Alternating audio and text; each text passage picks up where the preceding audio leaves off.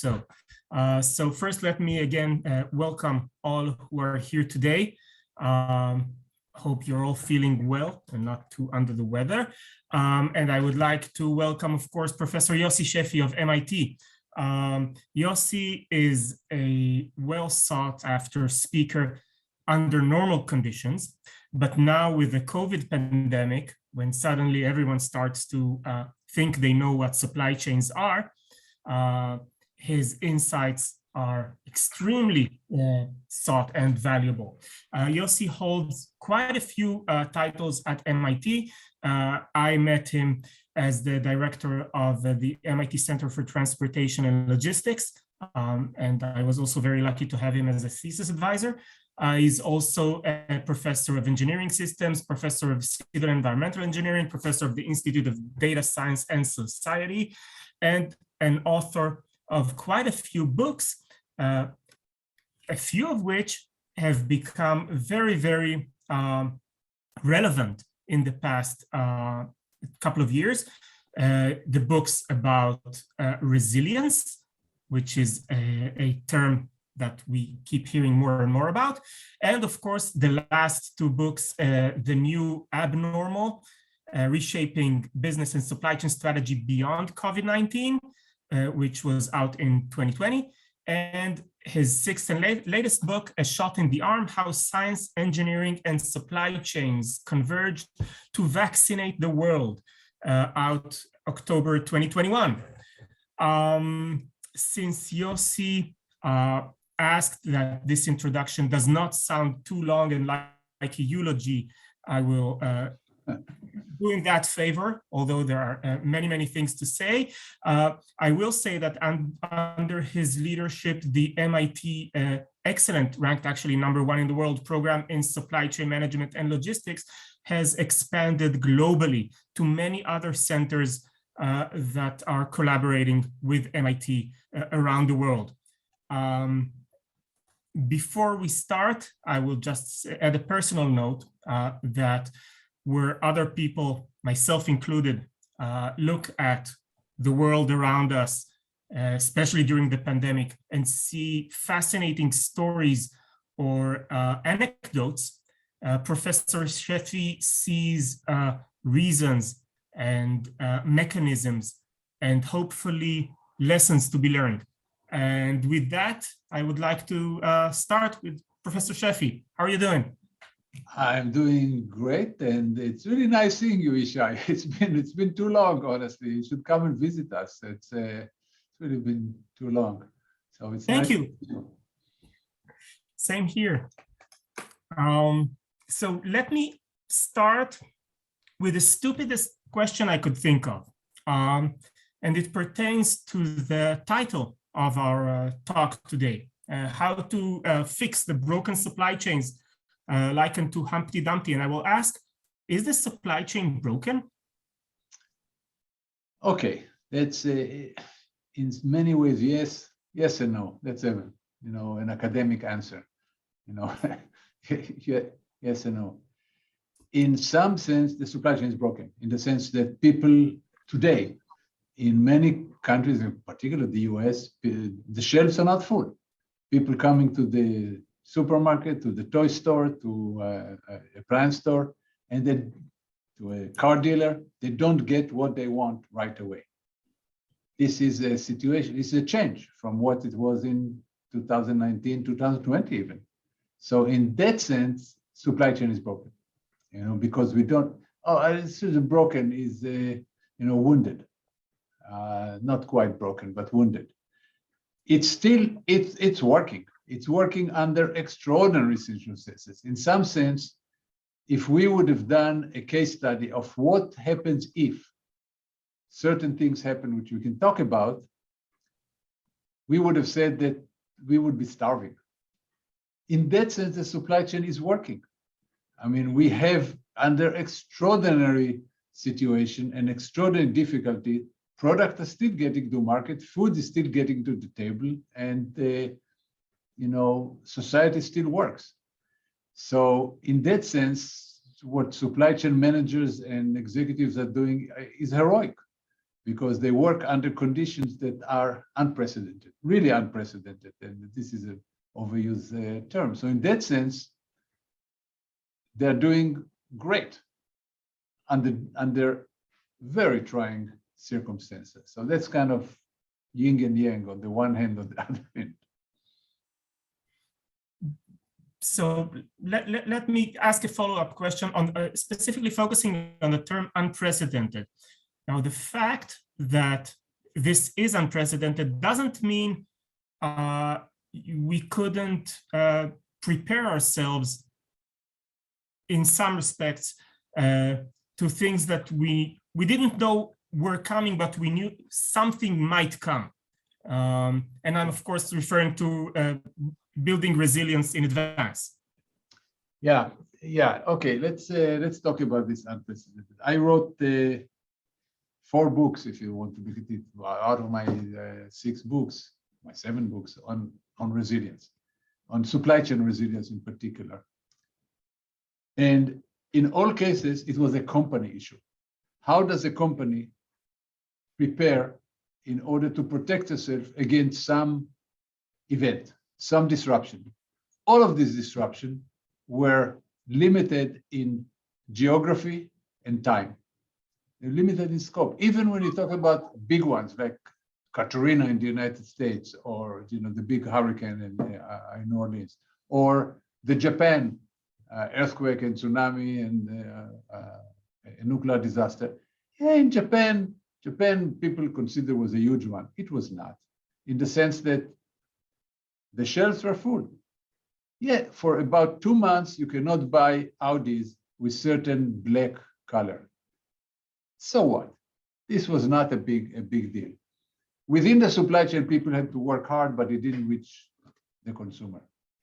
What happens now is something on an entirely different scale, because it is the people who had to be prepared are not so much companies like governments. And the failure was failure of governments. So give you one example, the PPEs, which clearly was a failure. The fact that people had to work in hospitals in the United States, in Europe, in other places with no protective gear, and many of them became ill and died. I mean, healthcare workers, thousands of healthcare workers died in the United States. This is a travesty. Just to give you the history of this, Bill Clinton, when he was president, read a book about pandemics. And he said, wow, we need to have a strategic central inventory of PPEs, of masks and gloves and gowns. And he did. The United States built a significant central inventory. When I say central, it was in several places, but it was centrally managed. The Bush administration built it up even more. Now, Bush had 9/11, of course, but he built it up even higher. The Obama administration let it wither away. They had some, they had H1N1 and some other relatively modest, in today's scale, pandemic. They used some of this and they just never replenished. They let it wither away and used it actually even for day-to-day needs. The Trump administration came in. I don't know about it, but I'm not even sure they knew it existed. But what happened is we came to the 2020 with no inventory of PPEs. And and by the way, I should say, the US government was not the only one that failed. In France, in other places, there were just as bad failures. But this is a government failure.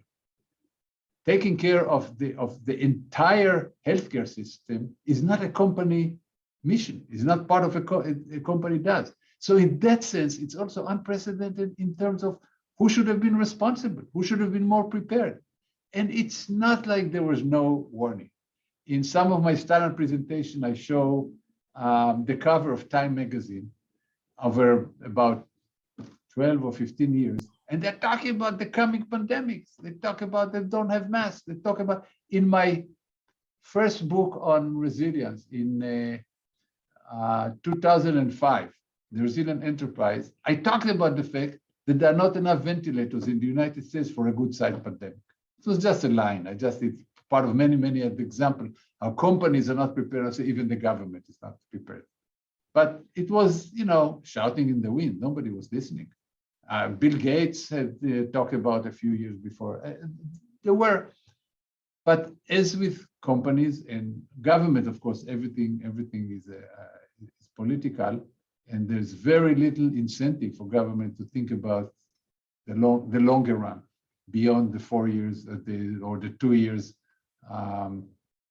cycle of election. So not much was done, and we were caught really unprepared in that department. But that's the main difference between all the books that I wrote before that were directing at company. How should companies prepare? How should supply chain, get resilient?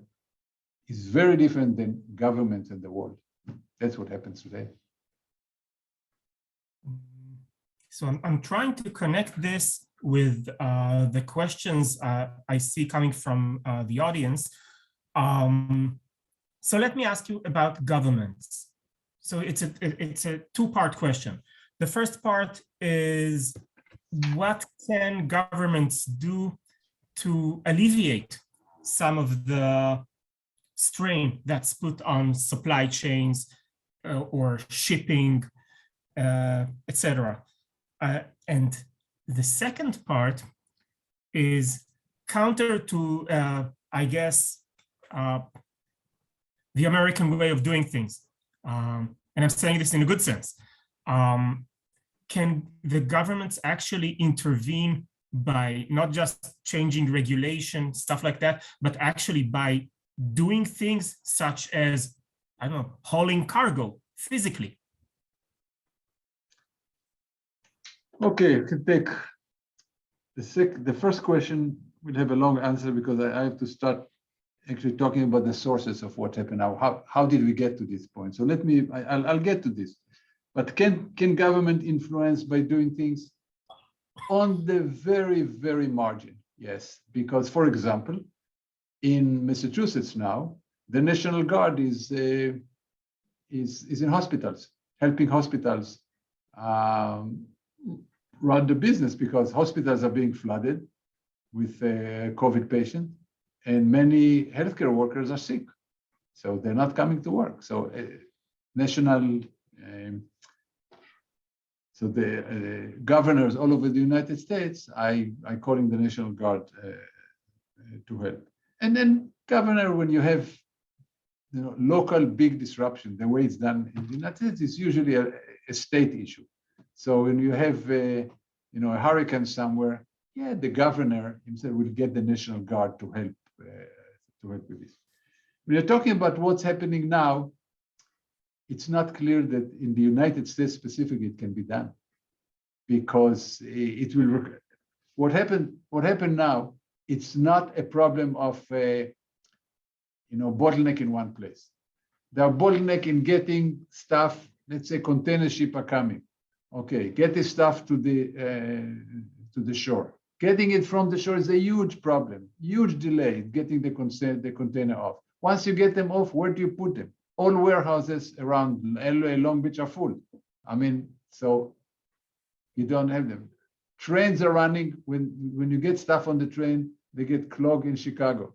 So you need to solve multiple points within the supply chain to get it working. Otherwise, it's just like the snake that eats the rabbit. You just move the bottleneck from one place to the next. As, by the way, exists today. Today, the port of Los Angeles in October, November, December had the best, absolutely record number of operations of the way they measure it is taking stuff from container ship to the yard, just offloading container ships. So what? But you don't have enough. You have problem with chassis. You have problem with truck drivers. You have problems. So now there's a huge congestion on the land side, and so it's all. You need to solve a lot of problems at once all along the supply chain. So it's not clear. Government can do some things, but it's really on the margin. So, for example, there's a shortage of truck drivers, especially in the short term. In the long term, yes, but in the short term, very little can be done. So now the government suggested that they reduced the age of the commercial driver license, the CDL, at 18 you can drive a big rig, which is kind of a frightening idea, but that's the good. They have to do something, and so they do it, and it's not. Look, in the United States, we are suffering. I know. From the question, I figured there are some people on in the audience who are in the supply chain area, and some of those people have visited the port of Singapore or the port of Rotterdam, and then they got all depressed by visiting the port of LA and Long Beach, because we are decades behind in investment in automation and efficiency, and it's just, and chickens come to roost now. I mean, the fact that the US infrastructure is so decrepit. Yeah, we got an infrastructure bill now, which is a 10-year bill, and maybe it will help a little bit. Most of it, my guess, as always, most of the investment will go to things that consumers can see. So they'll go to bridges and roads that people drive on. Going to the business side, putting billions of dollars into upgrading the port, getting into a fight with the longshoremen and automating some of the port operation like it's done in the rest of the world, putting some good rail lines, investing in some of these things the consumer doesn't see. It's difficult especially for government looking for votes, looking for 2 years, Congress looking for in a 2-year cycle, what's the next election look like? And they don't pay attention to this. At best, they pay attention to what the consumers can see. So short term, I really don't see any significant government influence. Now, what can government do to alleviate the strain? They can do something, but this is politically never going to happen. So let me explain what is the main issue here. The main issue here is the unprecedented increase in demand, because we had 5 or 6 big flow of money into citizens' pocket. For a year or so, people could not get out, could not go to gym, could not go to restaurants, did not have to pay mortgage, did not have to pay rent, many of them. So there's a lot of money, and the savings rate in the United States went up dramatically. Suddenly, vaccine came, it opened a little bit, and people start buying like there's no tomorrow. Well, the system cannot handle it. On top of it, there are some small perturbation that, as people who know queuing theory know, when a system is strained, every little perturbation has a magnified result. So we have now a problem in China. Some places are being closed here. Close there. We have a lack of workers in certain industries. These are problems that without the huge increase in demand, company would have been handling. But on top of this, when the system is strained the way it is strained, it cannot happen. So I'll tell you something. In fact, I was invited to be on there's a working group that the White House set to think about how to solve the problem. So I was invited to some of the first few meetings, and then I was disinvited. And the reason I was disinvited, because I suggested that they're not going to put in more money in the market. They're going to not do the big social program that the $2 trillion, $1.8 trillion they want to do. That's before they knew that it will be even harder than they thought to do it. I suggest they're not going to do it. And I said, I'm not talking it's not a political statement. I'm sure there are people who need it, but you have to be to cut it down significantly and give money only to people who need food and need shelter. I mean, basic needs. Don't just spread the money like you did with the $1,400 and $2,000. Just send the money to everybody, because this created the unbelievable demand. So I suggested to ease, not to do it, to actually go behind the scene and support the 2 senators who were against it, and not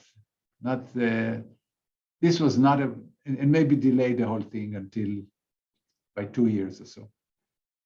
This was a very unpopular in the White House, very unpopular idea that they should lay off some of their big progressive idea, even though, I live in Cambridge, Massachusetts. Come on, we are the symbol of progressivism. So,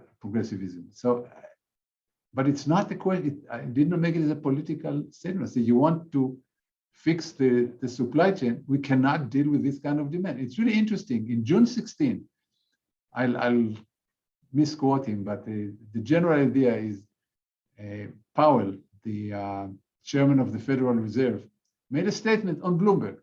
He said, we always knew that it's easy to increase demand by putting money into the market and quantitative easing and everything that they did. We never realized that we may have a supply problem. I'm thinking to myself, kidding? The head of the Federal Reserve doesn't realize that supply, unlike demand, is physics. There are so many trucks and so many, you cannot just increase it by increasing the money. There are trucks and physical elements that you cannot just increase them dramatically. But be it as it may, so to me, if we want somehow to ease the demand, now, some of it will happen normally because of increasing prices. The prices will, at one point, if we don't keep shoving money into the market, the prices will tend to reduce demand. But of course, we have inflation going and salaries going up, so it's not clear how effective it will be. Anyway, we're in a hole. That's a technical term. We're in a hole, and at least we should stop digging rather than and try to get out of the hole by not flooding the market with money. And the Federal Reserve, I think, finally realized that we have inflation problem, and they may raise the interest rate, which also may help to subdue the demand, which is the prime reason that we have of this. So you mentioned that some of these driving forces were known in advance, if not by many, at least by few thinkers. I'm wondering, among the lessons learned so far, and we're not through this yet, right? Are there any striking lessons that you did not expect or see coming, that caught you by surprise? Look, the pandemic caught me by surprise. I mean, what caught me by surprise is, we always tell supply chain managers they have to have visibility into the, supply chain to see if there's a problem, to find it early. In the pandemic, we had visibility. It started in China, we saw it. Then it moved to, Northern Europe, we saw it. People were dying. People were flooding hospitals in Northern Italy. And still the US government was saying, oh, it's nothing, it's going to go away, rather than getting prepared. So it's not enough to have the visibility. We had the visibility, we just didn't understand what it means. I didn't do anything about it. So, and again, this was government, it's not companies.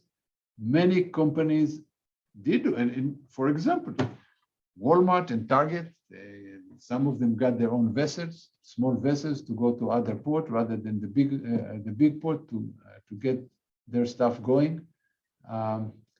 So companies, sometimes government get involved, like German government try to influence Taiwan Semiconductor in order to direct some semiconductor to the auto industry.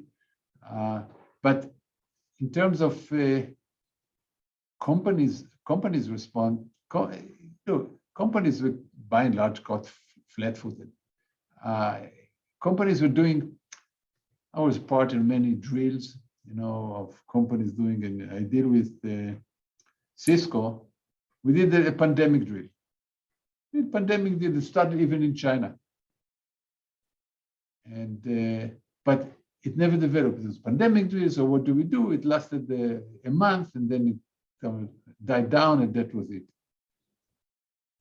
People just did not envision anything of this scale, and many who envisioned it assumed that the government response would be a lot more robust, a lot stronger, and be able to. I should say one thing when I usually unhappy with both sides of the aisle, that one thing that the government did very well was Operation Warp Speed. The idea that a government will act like a VC and put money where companies, when he knew that some companies are not going to be successful. For example, Merck, they pay a lot of money to Merck, and Merck was not successful in developing vaccine. So it's that's someone else was. But the VCs operate this way. Government don't operate this way. Government are not operating, not taking risks. No, especially it could be a big political risk. But Operation Warp Speed did it. So with all the unhappiness that I had, and some people had with the Trump administration, hey, it worked. And it, in many ways, saved the world, because the vaccine that were developed with the American money were the leading vaccine, the Moderna, the Pfizer, the J&J. These are the leading vaccine. There are others, of course. Anyway, trying to go back to what was the question and whether I'm just rambling. So, and I'll switch you over to another question. So you've been describing supply chains as suffering some intrinsic ailments or misdesigns. And on top of that, there is this market behavior of suddenly increased demand, which would cause a bullwhip effect that would exacerbate everything and bring everything crashing down. So that being aside, assuming that this bullwhip stabilizes eventually, can we say that we now know how to operate during a pandemic or, I don't know, multiple volcanoes erupting or such a disturbance on a global scale? Do we know how to do it now after we've seen it happen, or still not, maybe? My guess is still not, maybe, because there is no, the question is mostly political, because the problem with this thing, when you're talking about this magnitude, is governments have to be involved. And when governments are involved, the question, for example, let's say there's a big cyber attack, massive cyber attacks, nationwide. Those all the time. We just don't hear about them because they're blocked.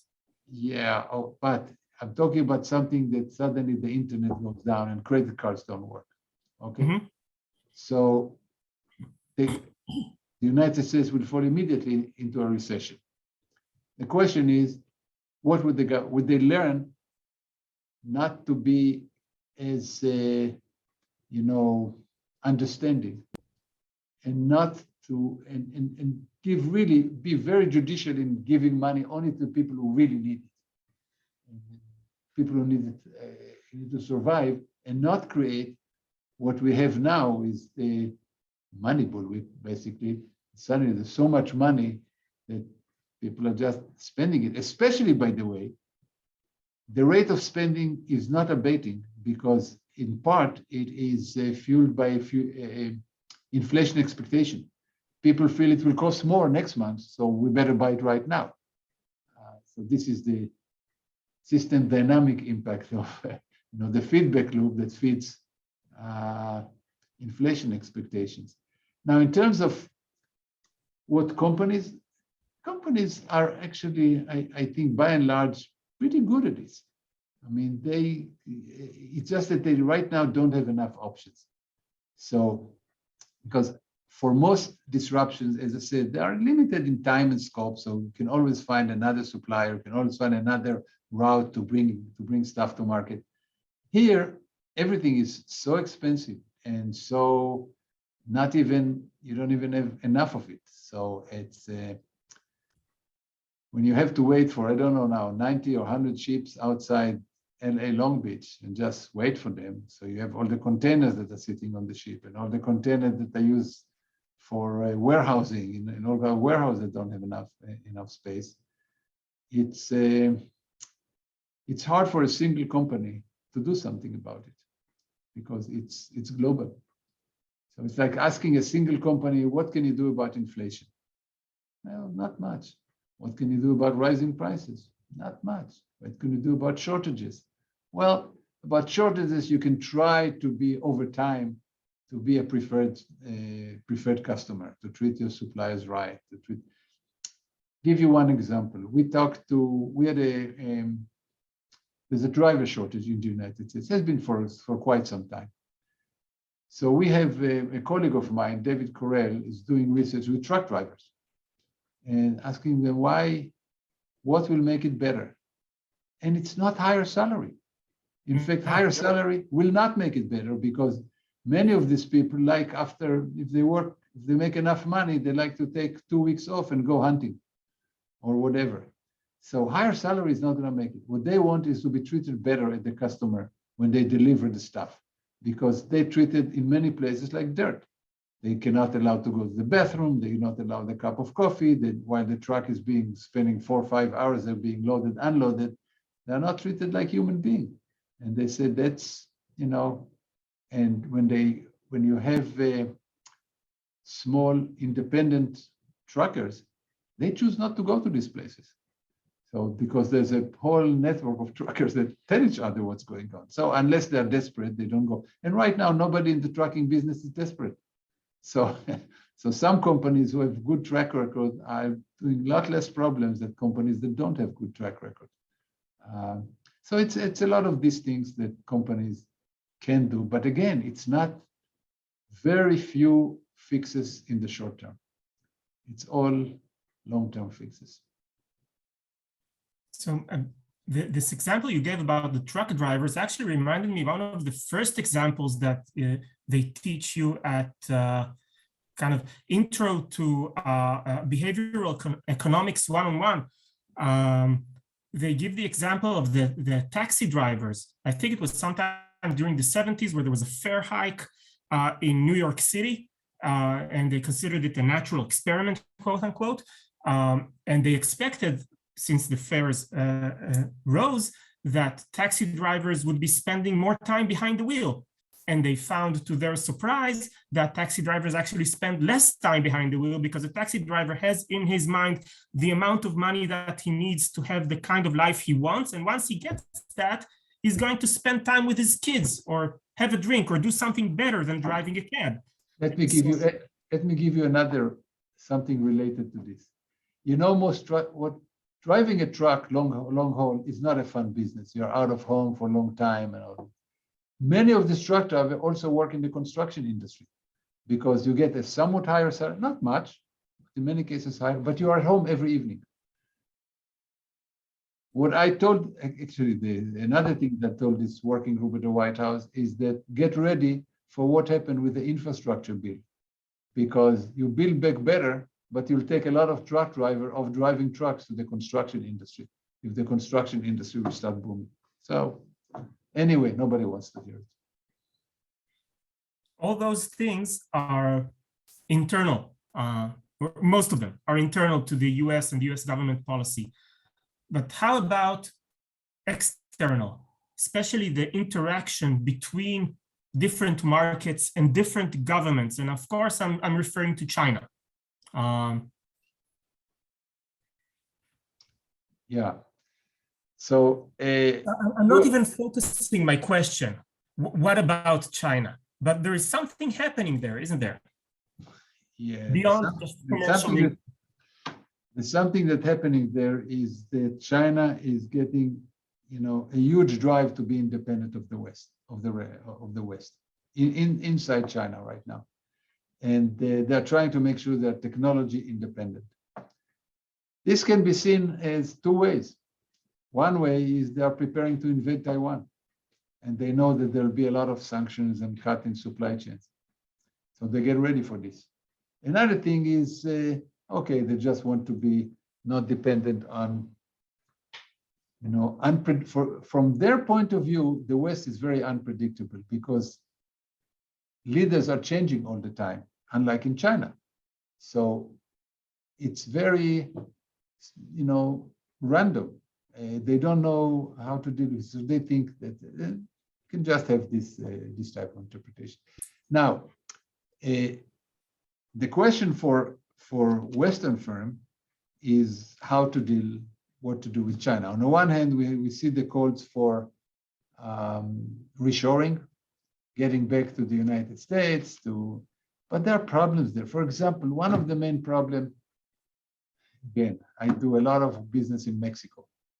So I told one leading Mexican newspaper that they lose the opportunity of their lifetime. Because as the tension between the US and China grow, Mexico would have been the ideal place to start putting significant manufacturing. Short supply chain, right next door, huge pool of workers, reasonably good universities. It's a very good place to do it. But the current administration there, Almo, the new president, is totally anti-business. And they have this, populist president who is basically does not support foreign direct investment. So they're losing a big opportunity. But anyway, bringing stuff back to the United States is a question of cost. And there's another issue, which many people in the media and the political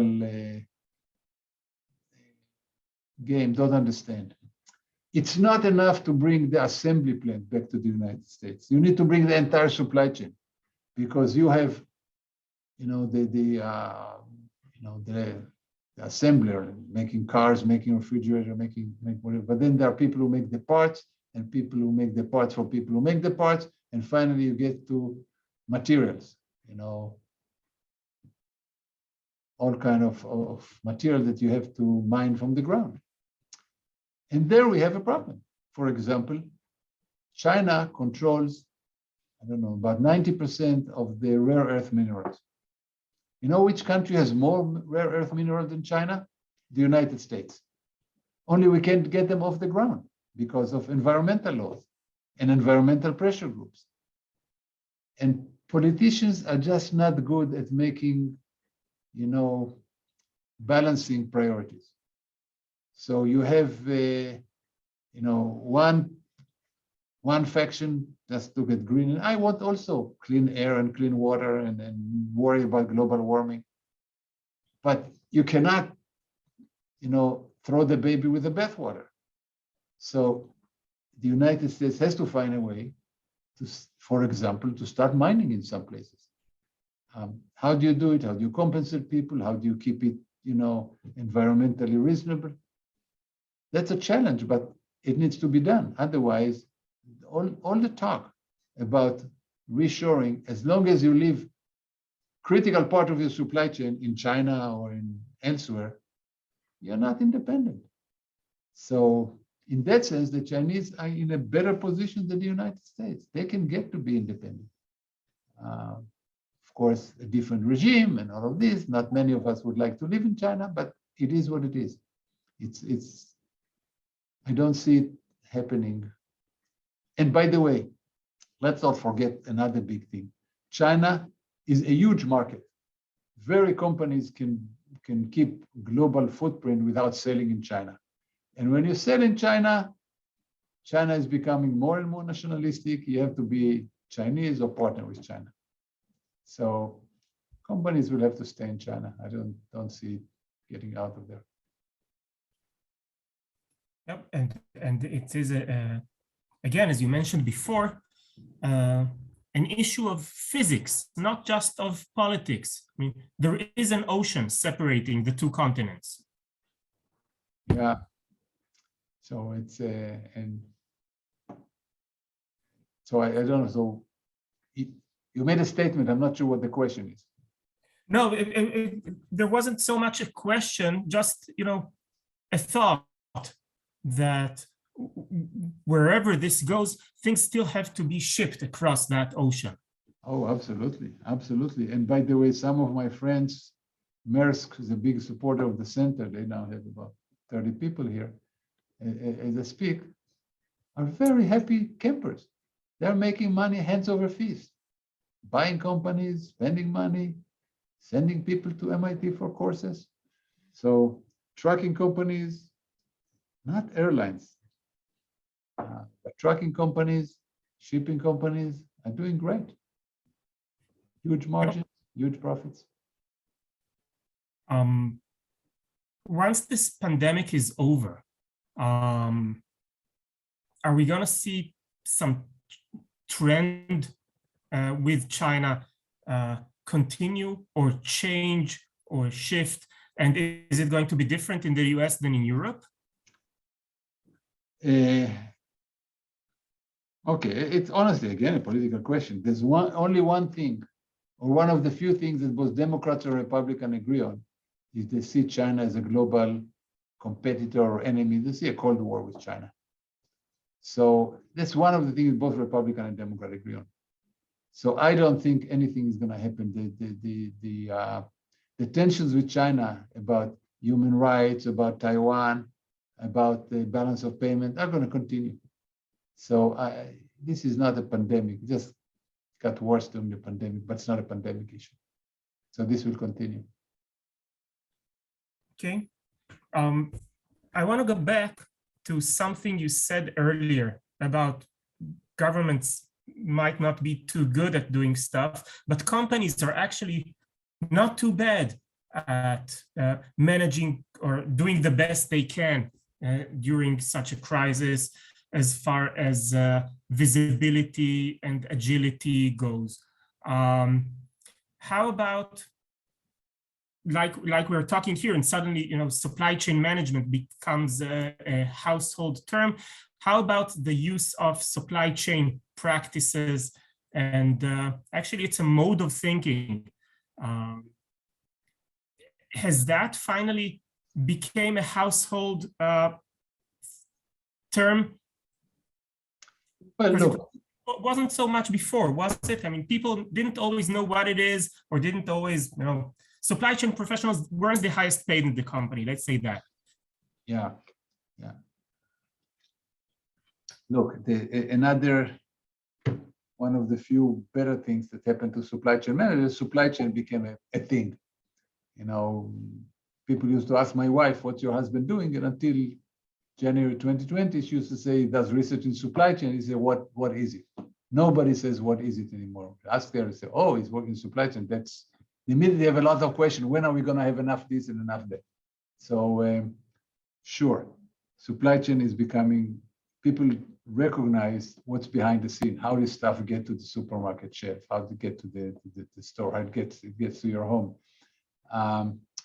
I see here a question, and just on the chat, somebody asked about Amazon, why they're able to ship a lot of products. And Amazon, first of all, they're one of the best. Amazon is a logistics company, basically, and now they took over their own logistics. So what they invest in getting their own assets in logistics, they're now reaping the rewards of it. But let's be clear, Amazon also stumbled. We used to get things in 2 hours in Boston. Now it's nice if it's 4 or 5 days, and 2 days is not 2 days anymore. So even Amazon is not doing great. And by the way, Walmart is doing well, Target is doing very well, Lowe's is doing well. The big retailers got their act together, including Amazon. Amazon is a big retailer. They got the act together, and they, as I said, many of them got their own vessels, got their own,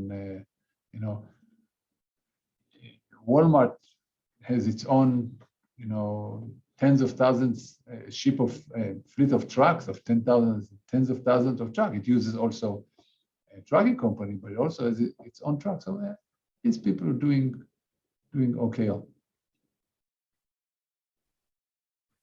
So I'm going over some of the questions that we're getting in the chat here.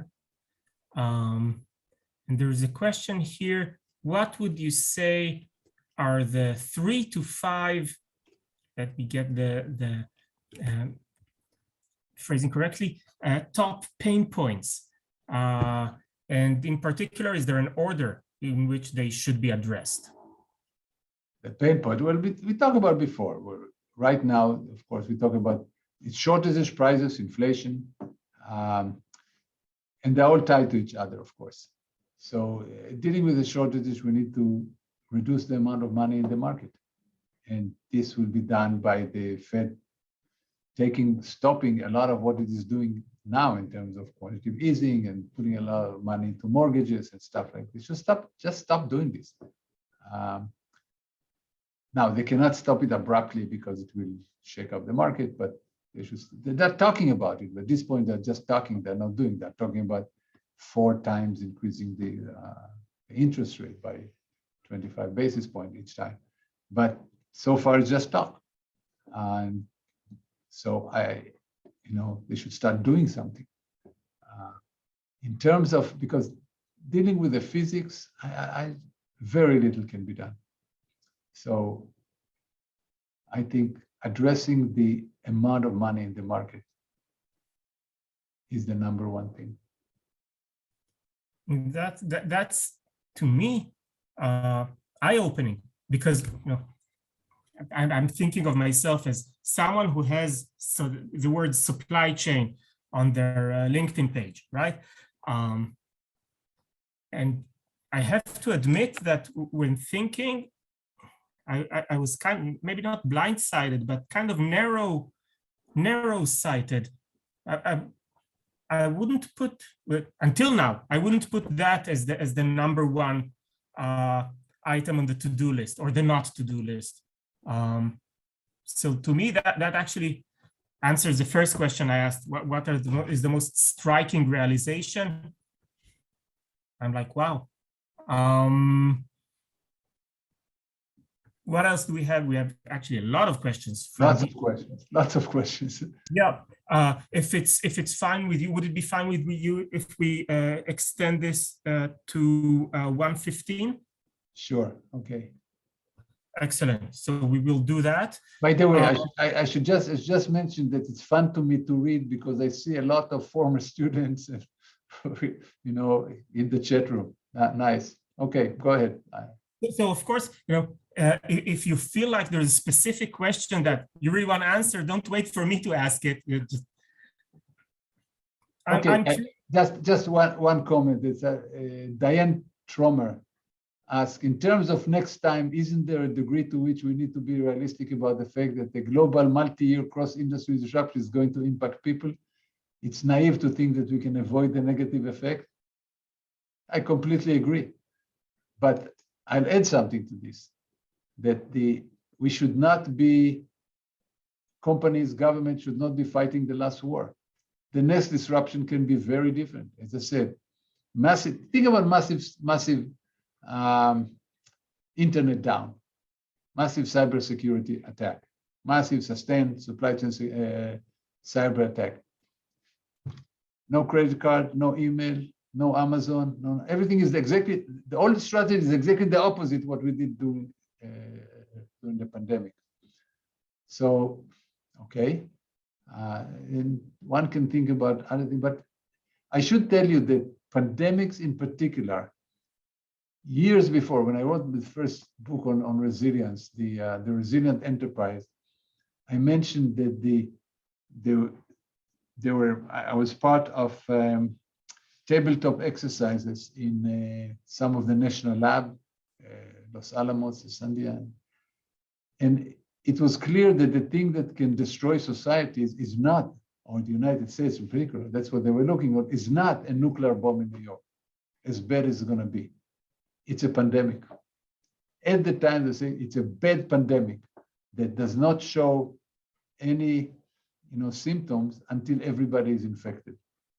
And gosh, this virus had some of the element of this, because we had asymptomatic people running around and infecting other people.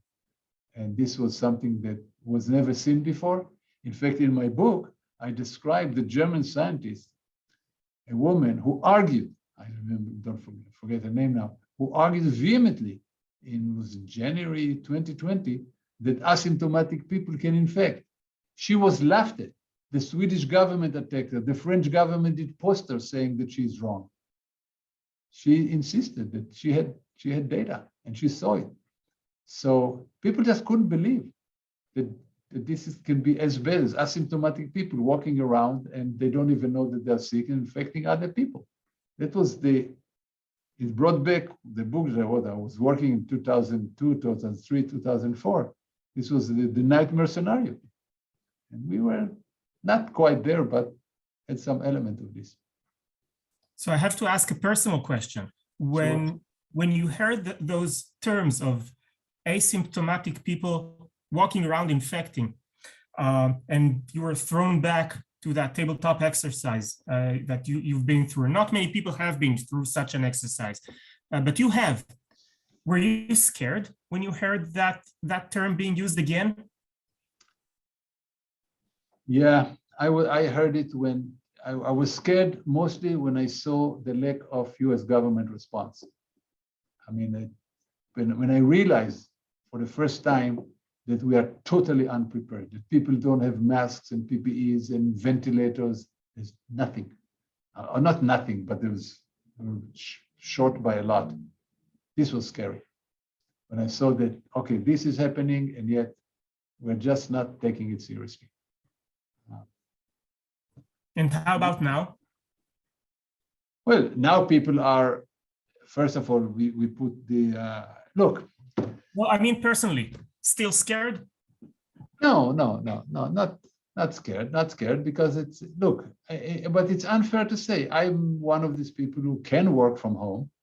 When I work, I work at MIT. I work, we teach in person at the Center for Transportation Logistics. We're one of the few places, even during January, we teach in person all the time. We now have, if you saw the, I don't know if you saw the audience, but we had over 170 people, in the audience, and we do it live. So with masks and everything. But look, at MIT, I'm being tested once or twice a week, PCR tests. We all have good masks. We can work from home if we are really scared. And some people are scared and they work from home. I'm not, because I think that, and we have, attestation every morning, and the card doesn't work if you don't have the positive test, and you pull attestation that you are full. You have to work with masks. So I feel pretty secure here. I try to minimize flying around. I haven't been on an airplane now for a long time. I was supposed to go to Dubai and 2 weeks ago, and suddenly their numbers went. So I watched the numbers, the number went up, so we canceled the visit. But no, I'm not scared because now we saw it. I mean, but I was envisioning, honestly, I did not even envision the number of deaths that we will end up with 1 million dead people, which is just staggering. Think about, we had 50,000 deaths in Vietnam. We had 400,000 deaths in World War II with a much smaller population. And now we're going to have, we're at 850 million, 850,000, we're going to have 1 million. That's just staggering. But while I was afraid, I didn't know how much I should have been afraid at the beginning, because I didn't know how bad it's going to be. But at this point, I think at least there's some information about it. You can find out what's going on. You can find out better masks. MIT now started giving out, much better masks and insisting on people having better masks. And with all the processes, we still have infections at MIT. We have the positivity rate in Massachusetts is about 22% right now, which is high. At MIT is about 3%, and almost all of them are from outside MIT. We don't have on-campus, person to person, almost none. When we do contact tracing, it always gets to somebody who comes from the outside, somebody who went to a party outside, So the campus is pretty secure in that sense. MIT, I have a lot of problems with what MIT does, but dealing with the pandemic, they really did a good job. So caught my attention, this canceled flight to Dubai.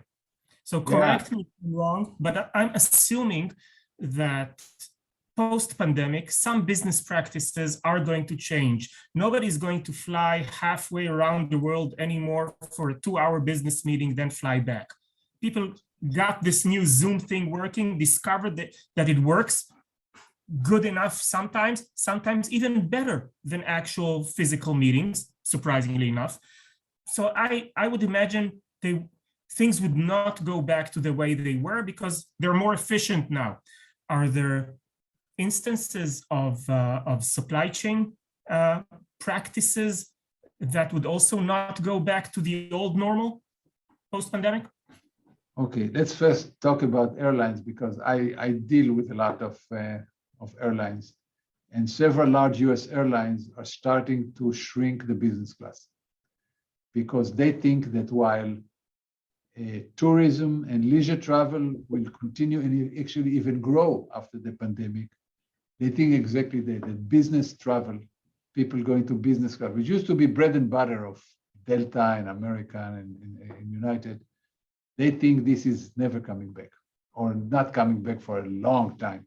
So they're even starting to refurbish airplanes to take out some of the business class, reduce the business class and put in more economy seats.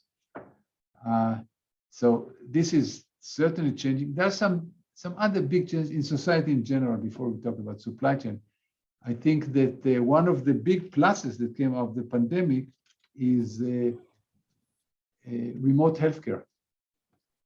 Being able to visit your doctor online. This means that, think about it, it means that somebody sick in Africa can get a diagnosis from a top surgeon in Massachusetts General Hospital online with somebody taking some measurements locally. So it's there are certain areas that will become better, as you said. Big healthcare is my number one area that will become better. Education, I'm not so sure. I think education does not, especially for K-12, really does not work well online. Even for universities, it's not great. It can work because people are more motivated, but it's not. But a lot of it will happen. If you now want to take a course in supply chain management, you can sit at home and take, there are dozens and dozens of good courses online for supply chain management. We have one. We have 448,000 learners in our online supply chain, what we call the MicroMaster. It's a big program, and people take it all over the world. People take it in refugee camps on their phone. It's really amazing the reach that you can get. So there's no reason not to keep up your credentials and keep learning in any field. In supply chain, not so sure that there's a lot of in terms of crisis. What happens in every crisis is you find out who's a good supplier, who's a good customer, who stays with you long term, who helps you and who doesn't, who goes with a minimum cost, minimum price, and goes elsewhere. So you find out about this thing and you draw the conclusion. You draw the conclusion about which workers in your companies are working well and which are under pressure and which are not. I mean, you heard this morning, we had the senior vice president of Moderna talking about what they went through, talking about working under pressure, under the gun, with all hands on deck for 11 months, getting the vaccine out. This was, they were under pressure. And he said that it had, problem with family life and all this. He was talking personally. So, but in terms of supply chain, I don't see too many changes. There were lots of new technologies that they came before, they're still coming. There will be more emphasis on visibility software. There'll be more emphasis on there are certain software elements of redesigning your supply chain on the fly, being able to model supply chain and redesign it quickly. That may help with, especially with local disruption and geographically limited disruptions. So there will be more adoption of advanced technology. It's already happening. Aside from this, I don't see any fundamental changes because the big changes are where you manufacture, who gets the stuff from A to B, still physics, the stuff had to get it. Maybe when we'll see, I don't see, there's some automation that advanced during the pandemic, especially warehouse automation, robotics in warehouses became a huge deal, and lots of companies are adopting it.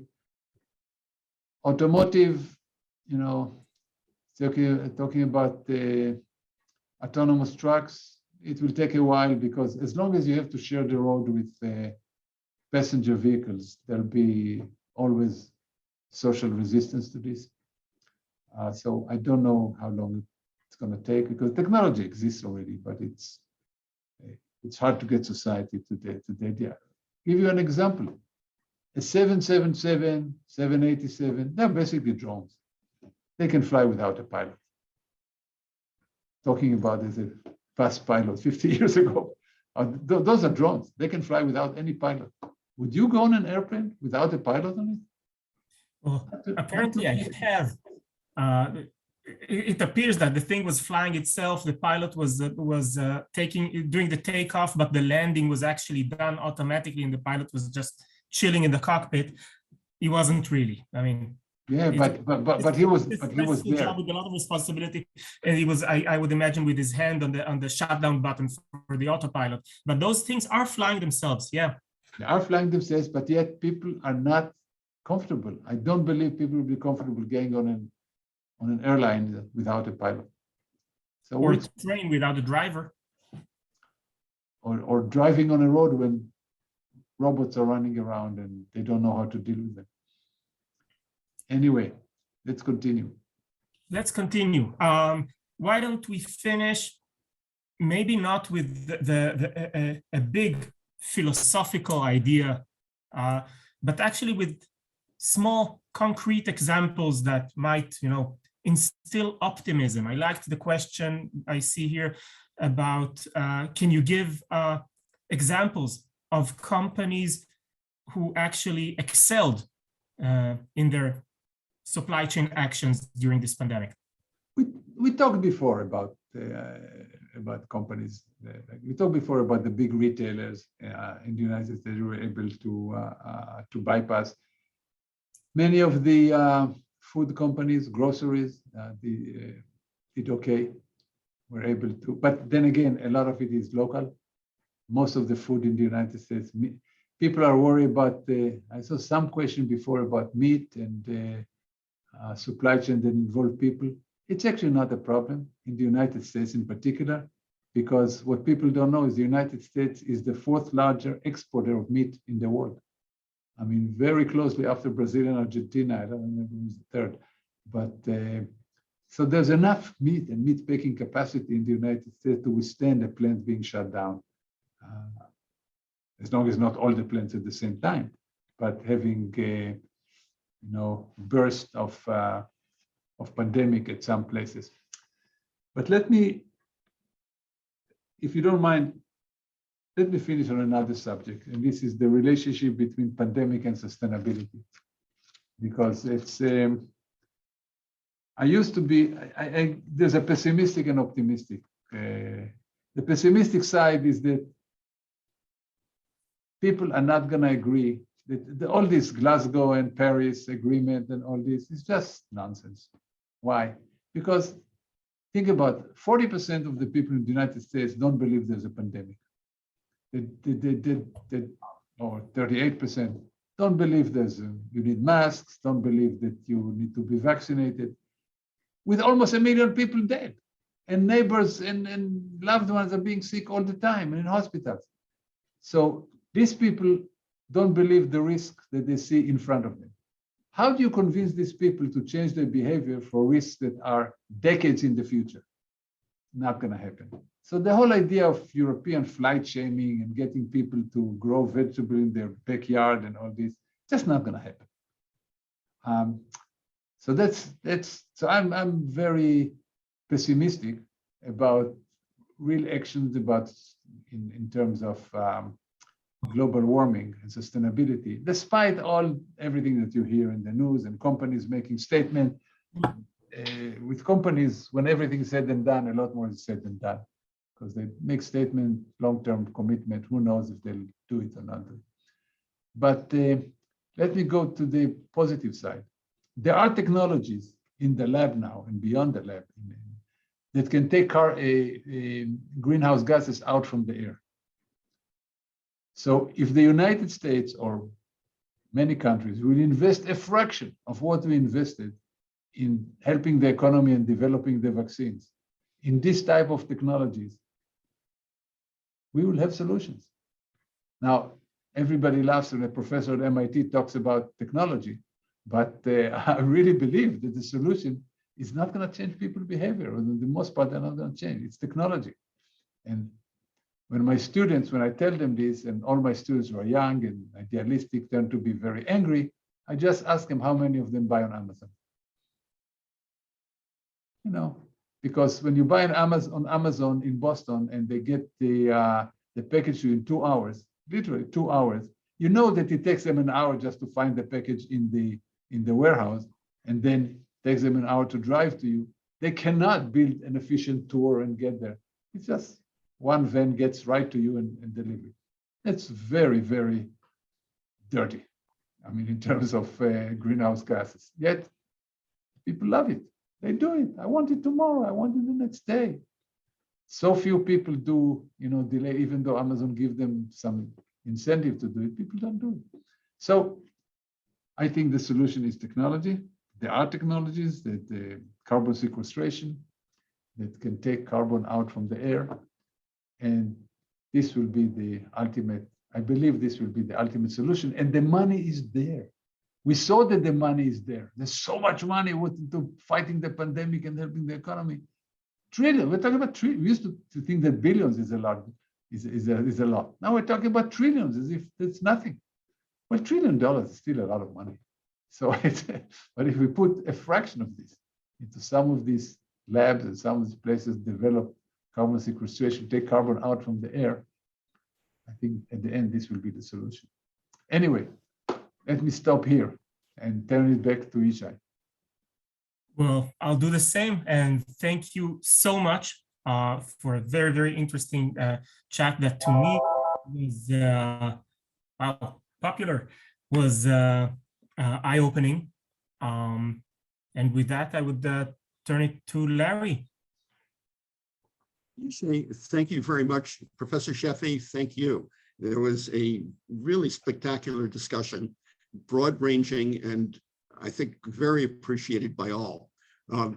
For those that don't know, Yishai is a management consultant in the area of supply chain. He's also the founder of several startups, and he's the president of the MIT Club of Israel. Professor Sheffi, Yishai, thank you very much. And audience, thank you for your questions and for staying with us for the hour and a quarter. Thank you and good afternoon. Thank you very much. See you all. See you, Yishai. Nice seeing you. Nice seeing you too.